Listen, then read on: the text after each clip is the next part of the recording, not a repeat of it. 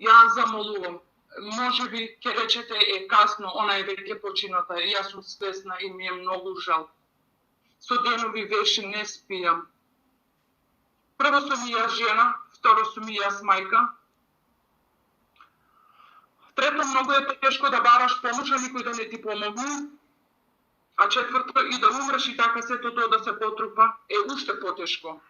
И така да јас од нашата полиција, од нашата институција, од сите барам помош да се помогне овај случај да се расчисти, пошто мајка и сакаше да ја даде по старата ќерка, први она сакаше да се маже за него, не може, па сакаше по старата ќерка се избега за љубовнико, не може, и на краја настрада најмалата.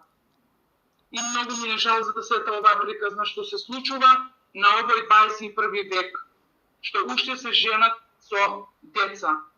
Ово фамилијата скришно го држеа, што ние никој не можевме, што сакавме да ја помогнеме, ние сите бевме отстранети од таа фамилија. И од страна на незината мајка, и од страна на незиниот сопруг.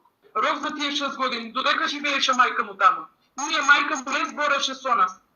За да не влеваме, да не испаѓаме, да не пријаваме случај во полиција дека има фамилијарно насилство или било шо. Она не идеше во маркет да купе отров, она не идеше во земјоделска аптека за да купе отров. За да може да се отрови. А што вика, тај ми го донесе отрово, он не дозволуваше никој да дојде до контакт до куќата. Со никој она не можеше да контактира, ниту пак со брат му, а не па со некои други луѓе. Он сите што ќе поминеа околу куќата, што ќе поминеа од пат, он сите викаше дека на неговата жена гледат.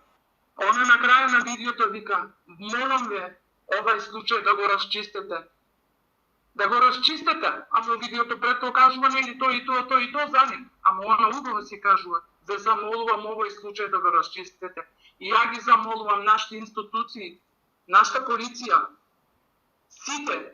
И поради тоа ја ви замолувам сите. Значи сите жени што се у Македонија, целата институција, целата полиција, оваа жртва што е отидена вака, овај случај нека го истражат.